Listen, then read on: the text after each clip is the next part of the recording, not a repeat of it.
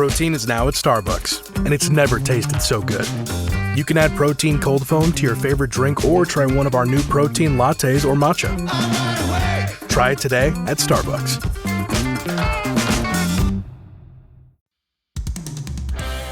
I'm Nina Concepcion. I'm Catherine Bourne-Taylor. And we are obsessed. Obsessed is a comedy podcast about your hyperfixations, the ones that keep you up at night, hijack your group chats, or send you down a rabbit hole. Each episode, we deep dive and unpack the niche interests you just can't get your mind off of. No obsession is too weird when you're among friends. Yay! Yay! Oh my gosh.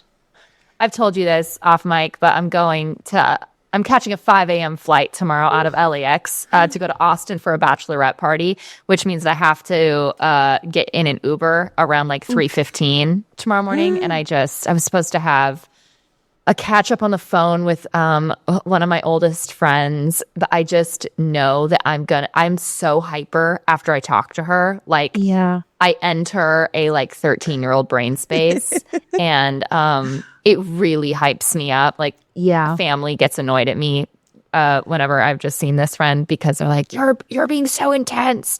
And I was like, we got to push it because I actually am going to have to get to sleep. Yeah. After this. A 3:15 pickup. That means I have to be up by like 2:45 in the morning. That's insane. That is unhinged. I'm kind of worried. It'll be okay. It'll be okay. It'll be totally fine. And I should have woken up super early this morning to then know I'll be tired. Instead, I did not do that. So, you know what? I love taking an early flight, though. I love an early morning flight. I prefer it. You do? Yeah. I like being the first one on. Like, I don't know. The airplane feels fresher. It's like weather is usually better in the morning. Don't have to worry about. I just love it. I love doing an early morning flight. Can I ask you something? Have you ever been in like an airline club before your flight? I have one time. It completely changed the entire experience. So now I'm kind of on a mission to figure out how to like make that happen without dropping a ton of money. How can I play the credit card game to if anyone knows anything about that, please reach out to me actually. How to get into the Delta Lounge. For real. It's so much better than freaking slumming it in the airport. It's just so much better. Free food too. Free food. What airline are you flying? I'm flying Southwest. I don't even think they have like a Southwest club. No, but now you have a seat, right? They started doing assigned seating. Which I don't like. I like being able to pick seats. Me too. Yeah. Especially because Southwest is great if you're flying solo or with one person. It's like very easy. And yes. I don't mind an aisle seat. So like, I don't care. And I don't, and you're usually flying Southwest short distances. I'm never flying it across the country. Yeah, this is 2.5 hours. It'll be great. But they did give me a window seat. Yay! That's great. Yeah, which means I have the choice to push it down so that I don't see us in the air. So I can imagine that's not what's happening. See, that calms me. I love a window seat. Because especially during turbulence, because when you look outside, you're like, the plane it doesn't look like it's moving at all. And that calms me down. Wow. You're like DJ. He really doesn't like having the windows down because then he feels claustrophobic in like the tube in the sky. Yep. But I'm like, same. You won't think that you're in a tube in the sky if the thing is down. No. So that we can't see how high up in the air we are. No, I need to be making sure everything's going okay out there. I need to be clocking in for my shift. Eyes. I need eyes on the wing. And I'm also that freak that watches the tracking the whole flight. I'm just locked into the tracking, making sure everything's going well. We're still on the course. Better check that we're on course. Yeah. And that calms me. Someone needs to do it. Yeah. Yeah. Someone needs to. I'm the pilot's second pair of eyes, So. Yeah, exactly. Yes. So we'll see. Okay. What are you obsessed with this week, Nina? This week, I am obsessed with trying to perfect my own cold foam at home. Your cold foam? Cold foam for lattes, like cold foam. Foam.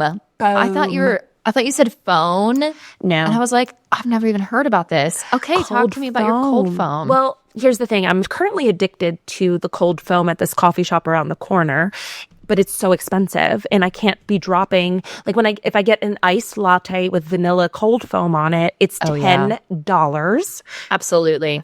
Because I give a tip, of course. So it's like $8.50 and then I give a tip with tax. It's $10. I'm like, I cannot be dropping $10 on an iced coffee. I can't. No. But it's so good and it's so delicious. And they make this cold foam where it tastes like it's just like perfect. It tastes like a milkshake on top of your iced coffee. It's so good. Yeah. And I bought heavy whipping cream and I have like the frother, but I need vanilla bean paste. I have been using vanilla extract, like just a tiny little dash, and it's not as shockingly like as sweet, It's like vanilla extract is really for baking. I need to buy vanilla bean paste and add because I don't want vanilla syrup. Like sometimes the syrup not it's the too same. Sweet. It's too sweet, and like I don't love my coffee super sweet. So, but I want like a rich. I want hints of sweet. And vanilla extract's not quite enough. It's like this fine balance. Is the cold foam something that you can pre-batch? Like, could you make your weekly cold foam and then just dollop it on top, or does this have to be a daily thing? Well, it takes 2 seconds. It's literally like you just pour a little heavy whipping cream into a little my little frother, and then you just stick it and you just do it and it's done. And so it really doesn't need to be batched. You can just do it right there. And I did it yesterday, and the consistency was perfect. The flavor wasn't where I needed it to be. Okay. You're like in The Bear. You're just like experimenting with recipes. Exactly. I need vanilla bean paste, and so Yep. I'm gonna get it. I didn't realize they just sell it anywhere, like in a squeeze tube. You can just get vanilla bean paste. That's the thing. That's a thing you can get pretty easily. At Ralph's or whatever.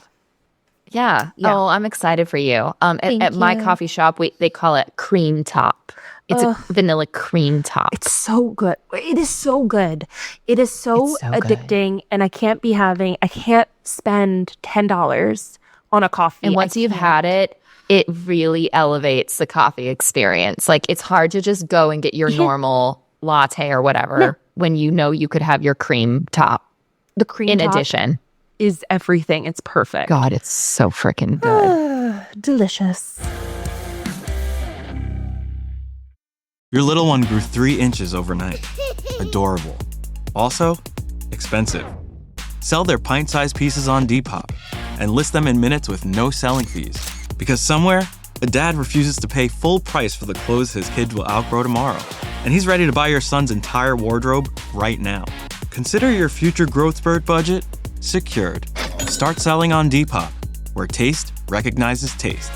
Payment processing fees and boosting fees still apply. See website for details. You know what they say. Early bird gets the ultimate vacation home. Book early and save over $120 with Vrbo. Because early gets you closer to the action, whether it's waves lapping at the shore or snoozing in a hammock that overlooks, well, whatever you want it to. So you can all enjoy the payoff come summer with Vrbo's early booking deals. Rise and shine. Average savings $141. Select homes only. Okay, what are you obsessed with this week? I am obsessed with good old-fashioned Tumblr. I have started sleeping with my phone outside of the room. Ooh. So I'm not able to like be scrolling TikTok or Instagram right before or frankly right after waking up. Smart. Because that was a big thing. It's like I don't think I should be like opening up this app that can really show you anything within my first like 5 waking minutes, where my brain is still sort of like in an open place. But I have my iPad, and I have downloaded Tumblr onto my iPad. So before bed, I have like the low stim scrolling experience of just scrolling through Tumblr. We don't follow each other on Tumblr. We don't know each other's Tumblr. We don't know each other's Tumblr. Well, yours is secret. Does anyone know your secret Tumblr? No, but I'd be okay with you knowing it, because you would be the literal only person.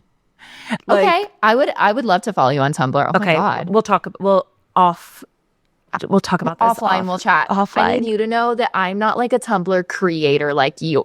I am a observer. That's great. Sometimes I'll reblog stuff, but I am not like out here to influence. I'm really on Tumblr, and I always have been, to just like feel something. Take it in. Well, it's great because it almost serves as a Google for fandom, because you can type anything in and just be like, oh, like if I want all the Frank Castle, Karen Page gift sets, I'll find them easy. I can find out their whole story on Tumblr. It's so easy. And it also, I don't know if you've experienced this, I bet you have, where you realize that like you searched for one fandom and then you find a creator whose stuff you really like, and you realize you've got like 4 other crossover fandoms in common with them. Like I've noticed there's a really big overlap between the Castle fandom, which is Frank Castle, Karen Page from Daredevil, Punisher, and Good Omens, Aziraphale and Crawley. There's that a makes sense big to me. crossover. Yeah. It makes sense to me too. It's Grumpy Sunshine. Yep. It's like forces of darkness, forces of light. Like just so much overlap. I love that Tumblr can like show me that, you know? I know. It's so good. And again, we're so stimulated at all times that at this point, scrolling Tumblr before bed feels like it feels like I'm knitting. Like my tolerance is so high that it feels like this is nothing. Like, oh no, because it's so soothing, and like it really is so easy to make it tailor made to whatever fandom you currently find yourself in. Like, and you can go. It's perfect. I love it. And I love looking back at my reblogs, because I'm like, oh, that was my Battinson phase. Do you know what Battinson is? No, what's Battinson? The Robert Pattinson Batman. But that's what you tag. That's what you tag him. Battinson. If you want to read like a fic about his specific Batman, it's Battinson. Oh my God. I never saw that Batman. I heard it was great though. It was a hyperfixation of mine. I've seen it. I'm obsessed. And I watch it, and I'm so sad that we have to wait so long for the next one. But it was so good, Catherine. Whoa. And his Batman, so much good fanfic out there. Oh, so good. He's incredibly tortured, right? He's a very tortured Batman. Yes. And Zoe Kravitz is such a good Catwoman. And it's just like, it was a hyperfixation. It's like all I wanted to watch for a while. I just couldn't stop watching it. I heard their chemistry was really good. Like I saw some gift sets on Tumblr, I think, that made me want to watch it. Because it's like emo Batman. So it was really speaking to like the 16-year-old in me who's like misunderstood rich boy. It's just so good. Oh, I love a poor little rich.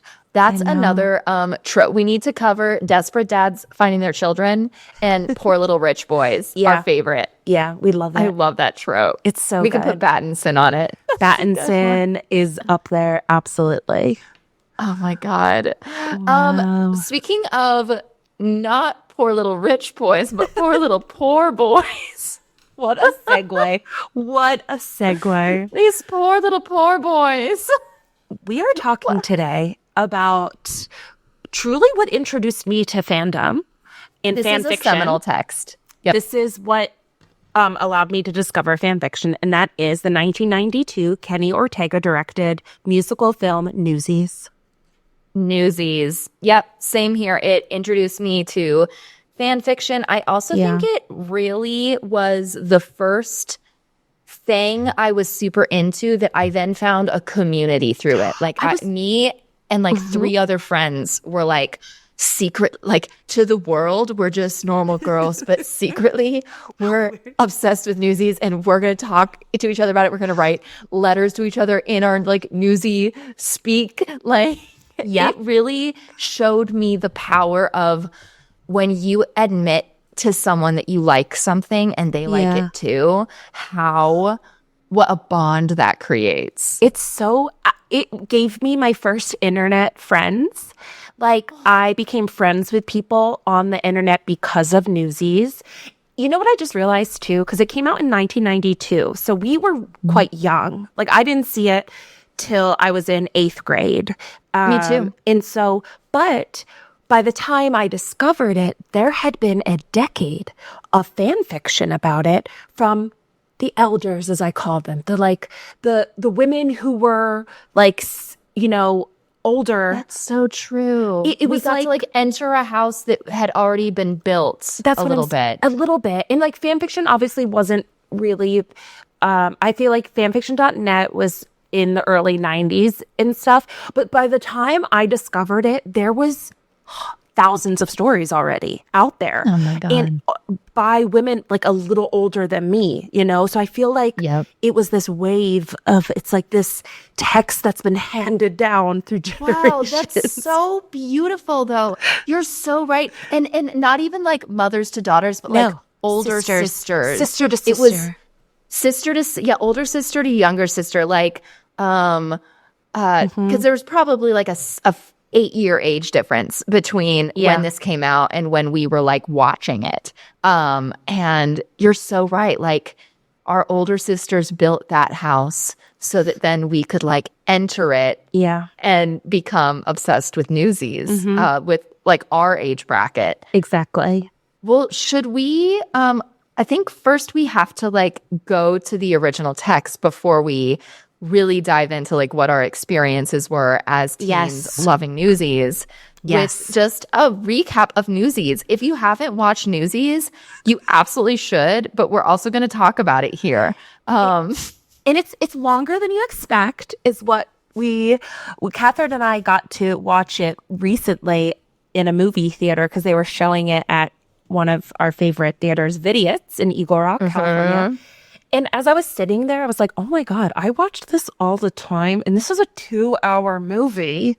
Well, and it's so funny what memory does, because my memory of this film, some moments, like I could tell you beat for beat how it works. But there were also like whole stretches of this movie that I was like, what? Why are they in an office? They've been in this office for 20 minutes. I know. It's like I really had selective memory with it. I think as a child or as a young girl, I just like did not care about Pulitzer and Hearst of it all. I was just like, show me the Newsies dancing. Show me the Newsies. Well, okay. I pulled up the opening line and I would love to perform it. It's the voice of Racetrack. That's right. Max Casella, aka Racetrack. And he goes, in 1989, or no, sorry, it's overlaid with shots of Newsies that look like historic pictures, but it's the actors. Yep. And he goes, in 1899, the streets of New York City echoed with the voices of Newsies, peddling the papers of Joseph Pulitzer, William Randolph Hearst, and other giants of the newspaper world. Not bad. Not bad at all. I still remember how he says it. He says it like out of the corner of his mouth, and he's like a tiny little gambler, hence his name, Racetrack. This kid is doing the dialect work.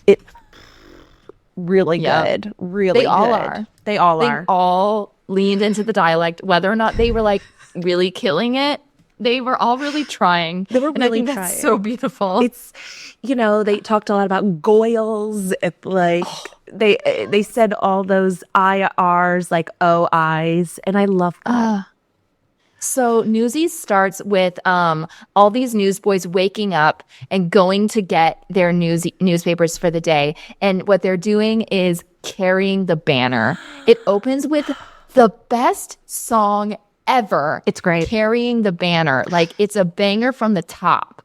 I will say, like, Kenny Ortega, he popped off with this one and continued to pop off with all the High School Musicals. And did he also do Hocus Pocus? Did he? He did. He did Hocus Pocus. He's given us so much, and I love him. So he's 75 years old. Wow. Oh my God. He's given us so much, and he knows how to direct a goddamn musical because he knows how to direct a teen musical. He's so good at it. The freaking camera work and how they introduce each character with the song, you're just like, I'm truly, from the opening notes of this song, seeing this as I was like, oh, this my God. is everything. And it's all these boys living together in like a boarding house, like shoving at each other out of the way for the mirror, like shaving their like one little whisker on their cheek. God, it's kind of every girl's like fantasy of just like how boys are when they're just like together and they have like a united job to do. Exactly. So we meet the Newsies, and the main players are Jack Kelly, played by Christian Bale, who dreams of going to Santa Fe. That's all he's going to get out of this town. He's going to get out of open air. He's going to get out of the greatest city in the world and go to Santa Fe. We meet Mush, who was my favorite, played by Aaron Lohr, who is married to Idina Menzel. Oh my God. Yes. We meet Kid Blink, who has an eye patch. Kid Blink. Racetrack, our narrator. Crutchy, who always annoyed the hell out of me. I was like, I don't care when Crutchy was kidnapped. Well, you get him out of here. God, that was a part that I forgot. I was like, oh, right. There's a whole plot where Crutchy gets kidnapped and they have to get him, they have to break him out, essentially. I could not completely forgot about that. Crutchy also may be doing the worst accent work of the whole movie. It's fine. We meet, and then there's a few others, but I feel like those are there's like a few others. The main... Those are the main players at the beginning. At the beginning. These are who we're meeting right now. Right, because when David, but it's someone's first day on the Newsy track. And whose is it? Davy, played by David Moscow, who now has a food show, which I just think is so cool. I love that. And he was my crush. I was in love with Davey, the like nice new boy who wasn't supposed to be in this racket, except his dad got fired because he got like hurt on the job. Yeah. No union protection. Wow. You know who would have protected his dad? A union. And so now like him and his little brother have to like carry the banner with these like rough and tumble boys, and they don't fit in, but Jack takes Davy under his wing. And well, it's funny because Davy and Jack are foils of each other, obviously. And Jack is like all about, you have to embellish the headline. And David's like, that's lying. And Jack's like, well, Jack's like the street smart. He's the cowboy. They call him Cowboy. That's his nickname. They call him Cowboy. I love it. And Go Davy, get him, Cowboy. Boy, carry him. You got him now, boy. Lyrical genius. And Davy is like, he's an academic. He doesn't have a strong accent. He is like a schoolboy, essentially. Yeah. And his little brother, Les, his little tiny brother, who is like a pipsqueak mouse. So sweet. And Les idolizes Jack Kelly, like idolizes him. Yeah, And totally. So we meet them doing it. There's Weasel, who works the front desk with the two Delancey brothers. Right. And they sell them the papers. And a lot of like the profit that the Newsies can walk away with depends on how much they have to buy the newspapers at up front. So when the initial price for the papers goes up, it really is a question of like, can the Newsies afford this? And that's what jumpstarts the whole movie. They raise the price of the paper, and the Newsies are freaking out because they are just not going to be able to do. It's not sustainable, really. Yeah. And most of them, and they also have to pay for their lodging. Yeah, because a lot of them are like, they don't have families. Their families can't afford them. Like this was 1899, so it was like, they are out there for themselves. The Newsboy Lodge is where they live with whoever. Who's that old guy? There's the old guy that like runs the old guy, but he looks out for them. He's like he's nice. He loves them. He loves them. So Jack is invited over to David's for dinner. And that's where he meets his David's pretty sister, Sarah, who speaks a lot less in this movie than I remember her speaking as well. I feel like it was a studio note that was like, we need a little romance. Because I was like, you could delete her from the movie and nothing would change. Nothing would change. She has no lines. And she just stares at him. She's just like, do you want more soup? And yes. And it's just like, she's just a completely thankless character. Pointless. Yeah. And Jack is like, he leaves and he's like, so that's what they call a family. Mother, daughter, father, son. And he sings. And, Christian Bale never half-asses anything. No, he went for it. He went for it. And he's singing, Santa Fe, are you there? Are you there? Can I tell you that the Broadway recording of this song is so good. Jeremy Jordan. I just got chills. You've seen the TikTok of him doing it the first time with the orchestra. I don't know if I have. I should look at it. I should look it up. I'll send it to you. I saw it at the Pantages when it came through. It was long. And you know what? The theme of Newsies is just a little too long as an adult. Really? I would love it to be like 30 minutes shorter all around. Because just give us the boys. I think there could be cuts. I just want the boys. We just want the boys. Well, and I feel like the adults think, and are probably right from a storytelling point, that like you have to get some technicalities right, since ultimately this is about how like unions come to be. Yeah. But like as a kid, I was like, whatever. There's the good guys, there's the bad guys. I know what I need to know. Exactly. Like, I don't care. Okay, so then we have the prices for the newspapers is raised, and everyone's like, "What are we gonna do, Jack?" And he's like, "We could strike." And they're like, "What? And oh God, is this Seize the Day? Is this? Yeah, this is Seize the Day. They did. Oh, the world will know. Oh, the world will know. That's right. We're not at Seize the Day yet. The world will know. And the Journal too. Mr. Hoyts and Pulitzer, have we got news for you? And the world will. And they're like marching through the streets. And my favorite line in that song is like, "We're a union just by saying so." I love that. The choreography, it is so good. It reminds me of another movie I loved, which was the Brandy Cinderella. Like, the choreography in the street and everything is so well done in these movies. Yes. With newspapers. I feel like it specifically probably reminds you of the Brandy Cinderella, because the Brandy Cinderella has that song about the prince who's giving a ball, distributing papers, and they're doing like spins holding the newspapers above their heads. And it's so, I mean, the choreography, because these are like, besides Christian Bale, these are all like dancers and singers. This is a Broadway ensemble. Like, they are, and Christian Bale is moving and grooving with them, but like they filled it out with like professional dancers and singers. It sounds incredible. The choreography is incredible. And so they decide to strike. But of course, with a strike comes rats.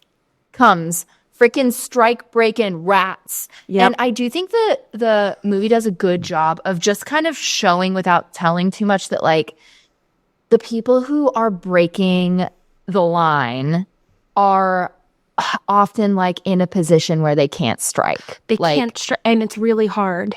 The scabs. And scabs, yeah. And it's hard. And we've also forgot, we have to mention at some point, when David and Les are like under Jack's wing, they go to the Meadowlark. They go to see This Meadow. is really important because, again, for a thing that really didn't take up that much space in the movie, the presence of metas in fandom and fanfic cannot be overstated. Especially because it's such a great way in for so many characters, and like female characters, into the newsy world. Like, a lot of fics have like, so okay, Meta is this singer, performer, and she performs. And she somehow has like a friendship with all the newsboys. And she's a grown woman with a lot of friends who are teenage boys. it's like Miss Velveteen in a way. It's Miss Velveteen, exactly. what she could have been if she chose the righteous path. Oh, maybe at some point she was gonna be a meta, but then like she chose to run a pleasure house. And I'm referencing a fanfic that I wrote when I was a teenager in another episode. Listen to Pitch a Fic Part 2. Or Part 3? Is it Part 3? It was Part 3. Oh my God. I love it. Yeah, it's all kind of swirling together. So yeah, they go to Meta's, and Meta kind of is their like ears to the ground. This is a place we can go to hide if we need to. Yes. When they go to Meta's, like they know there will be like a food thing there. Oh yeah. So yeah, Meta's is great, and they also. So they're striking, and there's this journalist played by dreamy Bill Pullman in like my favorite Bill Pullman role.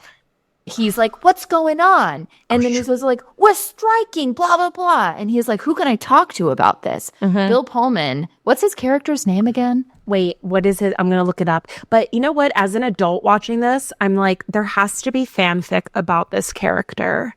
Oh Brian my God, there Denton. has to be. Denton. Brian Denton. Oh my God, Denton. And they call him Denton.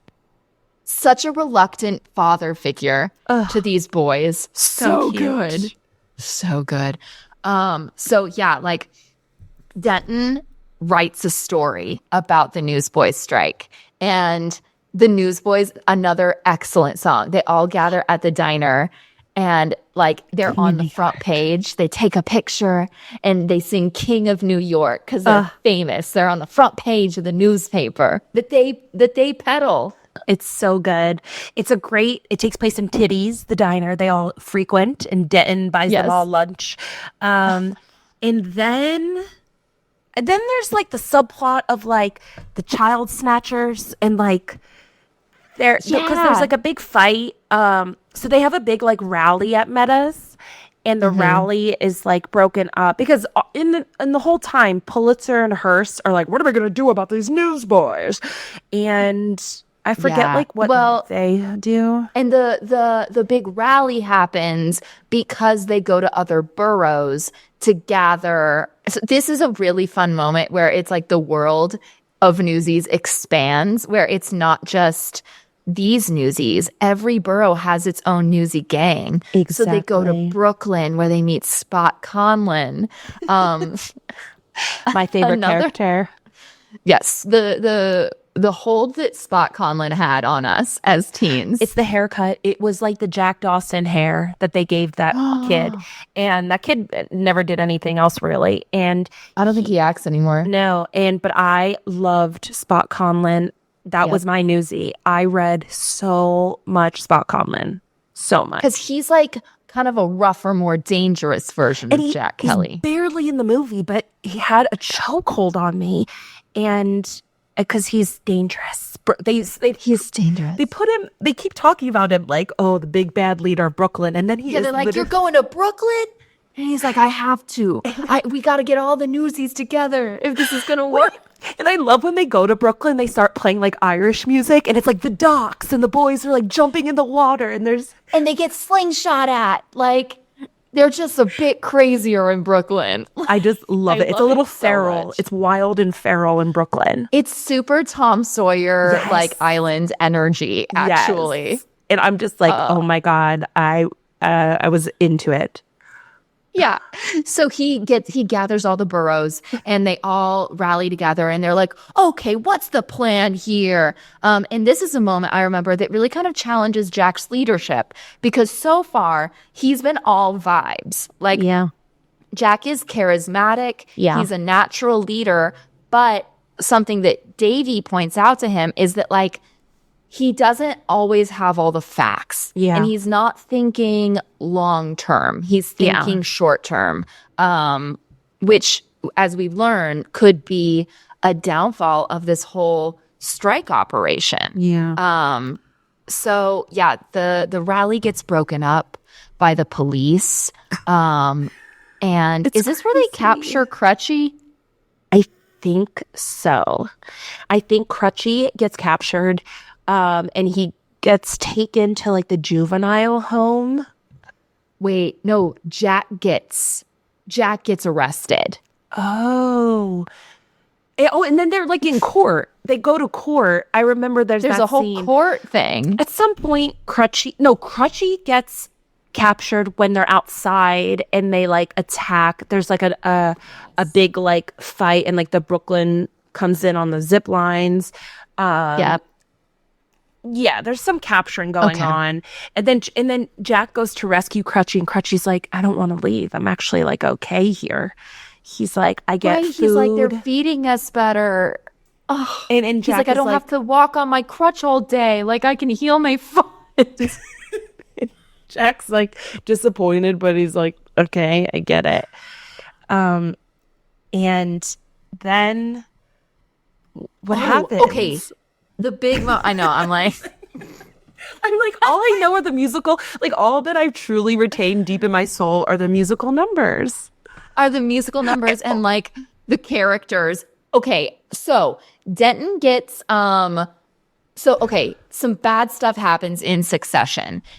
Jack gets sentenced to like being rehabilitated. He makes a deal with I think it's Hearst. He makes a deal where he's like, okay, I'll break the line. And I'll like, so they dress him up in this like nice outfit, and they walk him out in front of everybody, and he like won't make eye contact with all the Newsies are like, Jack, what are you doing? No, like they're so disappointed. They're so let down by Jack. I know. And Les is like, I loved you. Like he's so and now David is like hardcore. Now it's like, because David was the one that was like, well, you need to unionize. Like he's like the brains behind the operation. Yes. And Jack is the face of the movement because he's charismatic, but David is very smart. And so I think David is really hurt by this. And David has to step up now. And he has to be the leader that Jack was. I do find him cuter. I was like not a David girl, but when he steps up and starts being like for the people, I was like, okay, I see it. This is what I loved. When he like, what does he do? He leads a reprise, or does he Seize the Day? And it's because David Moscow is an amazing singer. Amazing. He's got amazing hair. He's an amazing singer. He was a pretty good dancer too. And he sings this beautiful Seize the Day reprise that is stunning. Yeah, and it's like got a choir behind it. Everyone's like, open the gates and seize the day. It's like harmony. Don't be afraid and don't delay. And they're all just like standing there and they're like recommitting, even though like their fearless leader, Jack Kelly, has been like brainwashed to go to the other side, which we know he's not brainwashed. He's just been backed into a corner. Yeah. Right? Because doesn't Hearst also make him a deal of like, I'll get you to Santa Fe something if you do like this? That. Yeah. It's something like that. And there's also like the whole Teddy Roosevelt of it all who shows up at my God. Forgot about Teddy Roosevelt. Oh my God. Get in the game with the college branded Venmo debit card. Wreck your team with every tap and earn up to 5% cash back with Venmo Stash, a new rewards program from Venmo. No monthly fee, no minimum balance, just school pride and spending power. Get in the game and sign up for the Venmo debit card at venmo.com/collegecard. The Venmo MasterCard is issued by the Bancorp Bank N.A. Select schools available. Venmo Stash terms and exclusions apply at venmo.me/stash terms. Max $100 cash back per month. My day kicks off with a refreshing Celsius energy drink, then straight to the gym. Pre-K pickup, back home to meal prep. Time for my fire station shift. One more Celsius, gotta keep the lights on. When the 3-alarm hits, I'm ready. Celsius. Live, fit, go. Grab a cold, refreshing Celsius at your local retailer or locate now at Celsius.com. So then the Delanceys do something bad, and Jack is like, no, like, I won't go to your side. And he comes back, and then Well, this is the story you wanted to write. Well, tonight is the night that you can. I didn't really like this song. Oh, they're printing the papers. They're printing the papers. They're able to like break into the newspaper printing press. Yes. And make their own newspaper about like child labor. Yes. And actually exposing the system that like put the Newsies in this situation to begin with. Yes. And they like print all these papers by night, and then the Newsies put them out the next day. Yeah. And this, I think, happens the same day that Teddy Roosevelt is coming to town. Exactly. And all Jack wants is like, because he keeps telling them like, I'm gonna ride away with Teddy Roosevelt, basically. Like that's what he keeps saying. Or he's like a friend of Teddy Roosevelt. He keeps saying like he's a friend. And then oh my God. At the end Teddy Roosevelt does show up and he gets in the carriage. And Teddy Roosevelt shows up and he's like, thank God these teens told me what's going on in my country. I had no idea that child labor was a thing. I've been unaware. It's so... And he's like, you got to stop. And the bad rich guys are like, oh, he got us. The president told us to stop. We have to. What a dream. Well, what's so funny, I remember like, so there's this big ending moment. They're all in the streets.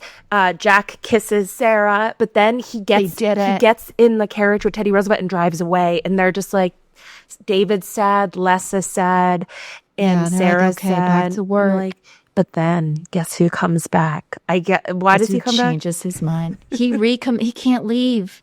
He's recommitting. I think he maybe should have gone to Santa Fe. He should have gone. Like, what do you? You should have gotten out. Girl, you should have left. The movie ends finally. Yeah, the movie ends with Jack returning after, I guess, Teddy Roosevelt is like, you belong in New York, etc. And then that's Newsies. And they celebrate. And it's wow. What a freaking film. Yeah, and that's Newsies. Newsies. Oh, and then they celebrate the return. Then Sarah and Jack kiss, and Roosevelt returns Spot to Brooklyn.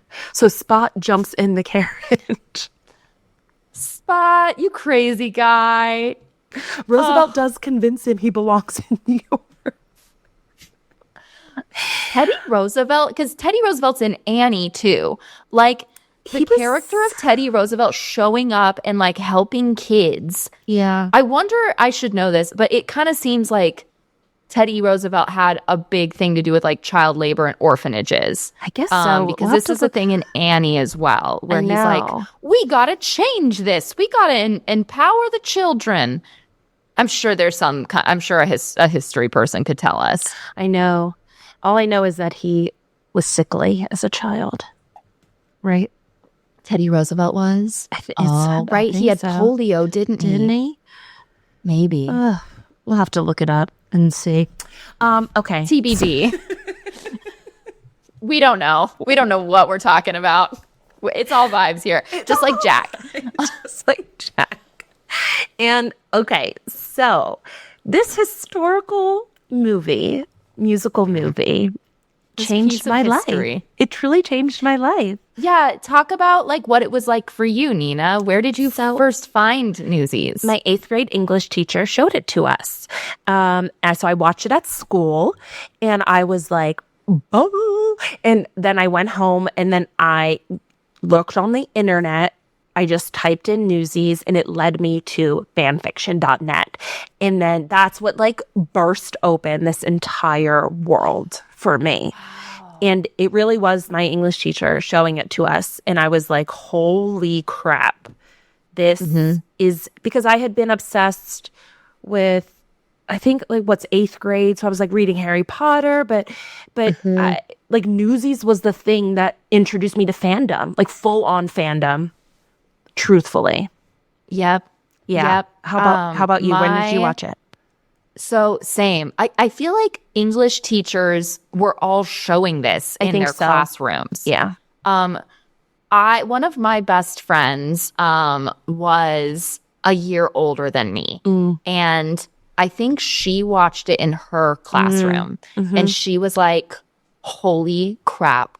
Catherine, Yeah. you have to watch this. So I think I had a sleepover at her house and just watched this like with my jaw on the floor. Yep.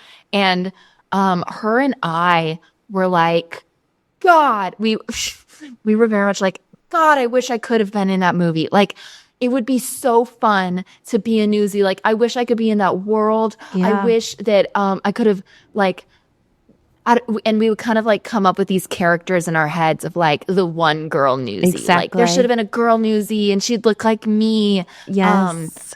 And one day she like asked me to meet her at a coffee shop.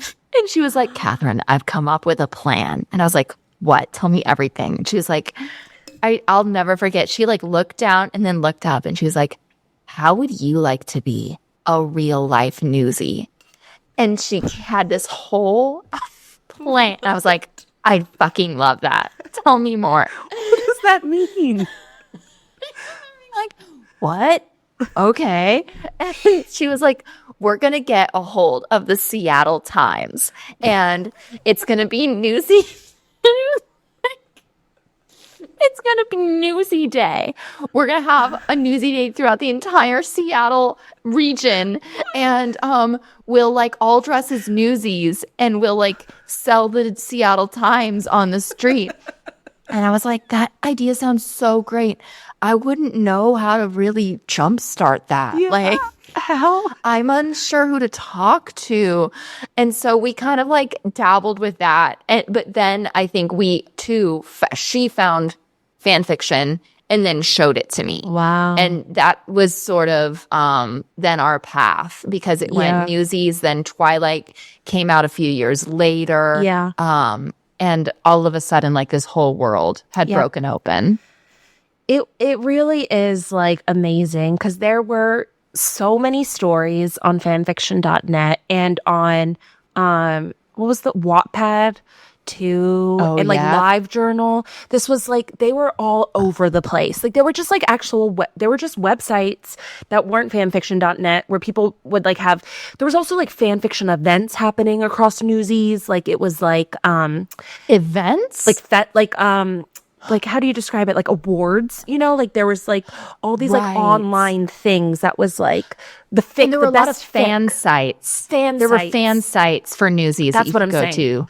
Tons of fan sites, tons of like you would get awards and like it's like Newsy month or something. It was just like so much.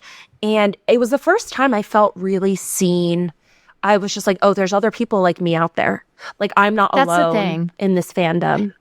Right. And I think especially the fact that it was like shown in a classroom. Yeah. Was it, you know, I feel like when you're a teenager, there's so many moments where you're like having a really pivotal experience all inside your head and your body. Yeah. And you're like, there's no way anyone else watching this movie in the same classroom as me right now at like 10 a.m. on a Tuesday is having their brains blown right now. No one can know that I'm really freaking out about this, but this is absolutely incredible. And all I want to do is like go talk to my one friend about it or go home and get online and like see what people are talking about with this. Exactly. And I feel like it came in my life at such a, like the end of middle school, right before high school. I was like so nervous, like finding myself, like, you know, I don't know, middle school was really hard for me. And then high school was like, I had an amazing high school experience. And so I just feel like Newsies like was so comforting for me in 8th grade. It really helped me in 8th grade, like fan fiction. Like I would just print them out and like bring them to class and read the printout fan fiction. That's so good. No, I would print them out too because my parents really limited how much screen time we could have. So I was given like 30 minutes of internet a day. And so I didn't have time to like read. Wow. I realized really quickly that I was like, no, it's a better use of my time to use this 30 minutes as research and then just hit print on like 5 chapters of this fic so that then I can read it later. Exactly. It's like, this is harvest time. I'm not eating. I can't eat during this time. I have to harvest so that later tonight I can go and read it. Yeah. I just realized too, 8th grade was when my parents divorced. And so I really had like Newsies really, I was like, oh my God. And so like my parents were divorcing and I really had so much freedom. Like when I was like, my parents were not strict growing up. So I truly would be on like the computer in after my parents divorced, like till 2 a.m. or 3 a.m. just reading fanfic all night. And my mom. Well, you needed an escape. I needed an escape. Somewhere for your brain to go. Exactly. That felt like exciting and good. Yeah. It's so crazy. They're married again to each other. I think you know that, right? That my parents married each other. That's so wild. So they're back together. When did they marry? If only 8th grade Nina could be told, like, don't worry, they're gonna marry each other again.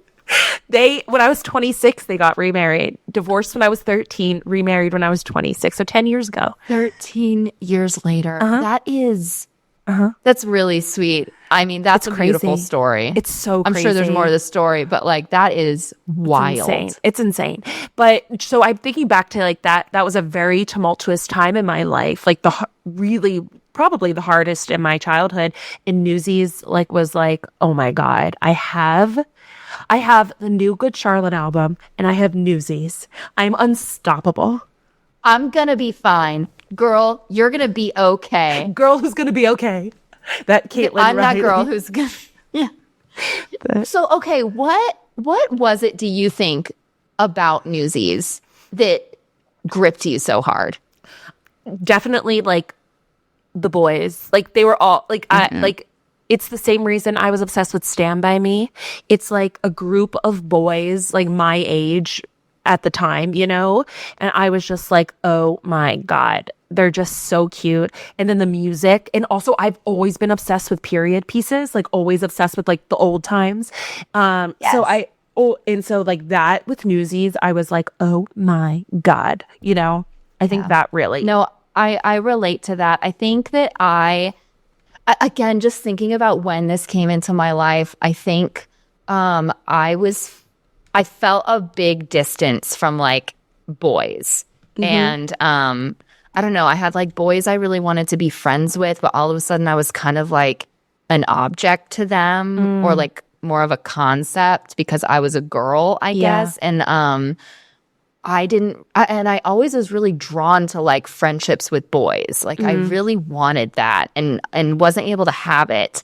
And I think there was something about this like group of boys being so close and like being there for each other. And I just loved that. And again, they're also so cute. Like I can also just project crushes onto all of them. Exactly. And the music is so good. And it's a simple enough concept that like I can really like my imagination can,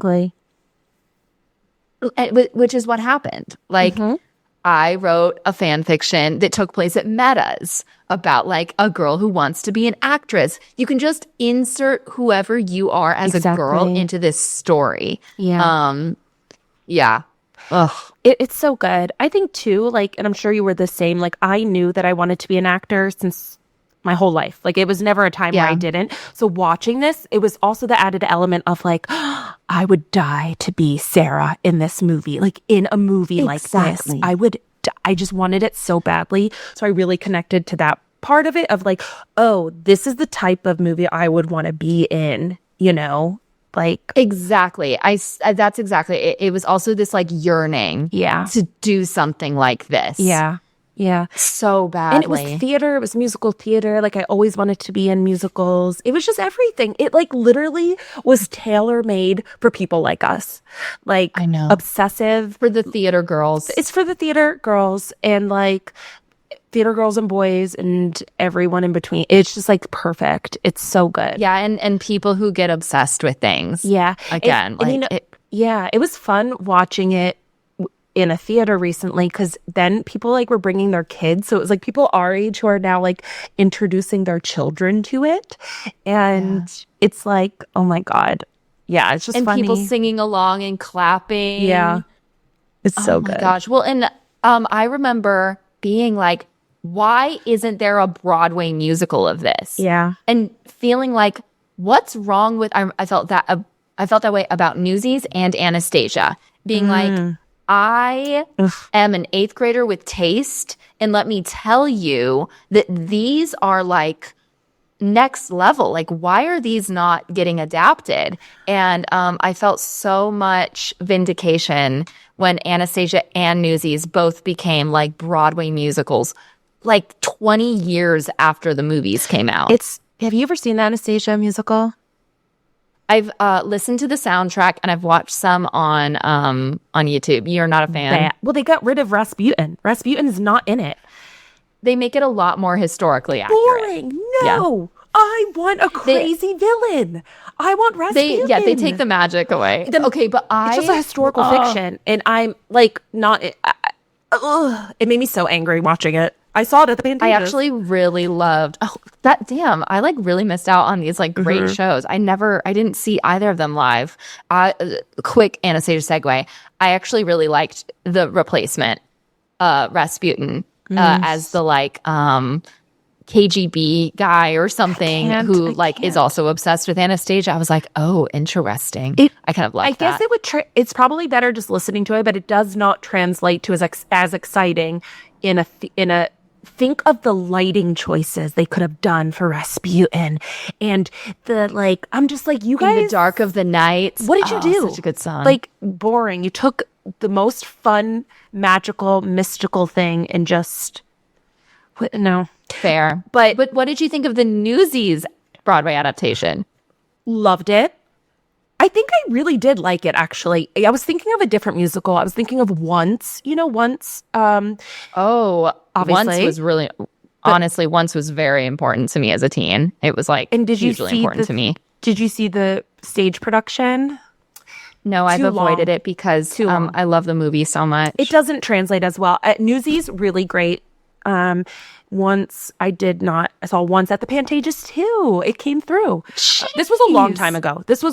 You were still in Chicago, I think. This was 2015 probably. But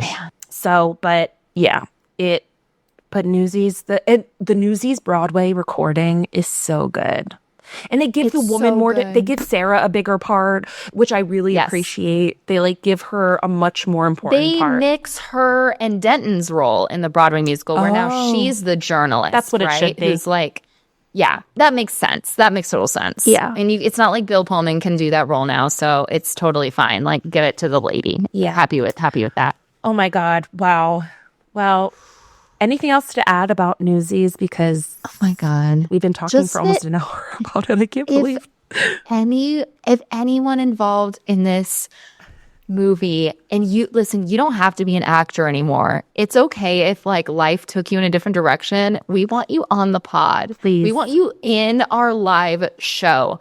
I'm still dreaming of the day that I'm going to reach out to David Moscow and be like, do you want to come do a live reenactment of my fan fiction on Obsessed? Great. It's gonna happen. It's gonna happen. Yep, absolutely. So yeah, that's all I have to say. I'm just grateful. I'm just grateful for this movie. It's really important to our individual lore as well, and I think many people's lore. It's really important. Yeah, it's great. Oh my God. Well, wow. Where can people find you, Catherine? On Instagram and TikTok at Catherine Bourne Taylor. What about you, Nina? You can find me at Nina Concepcion on all the things. You can follow the show at obsessed_the show. And we have live shows every third Monday of the month in Atwater Village if you're local. All the information's on our Instagram. And make sure you join backdrop.fm, become a member. You get access to ad-free episodes and all the podcasts and shows that are on the backdrop.fm family. Yep. Okay, stay obsessed, everybody. Yay! Bye.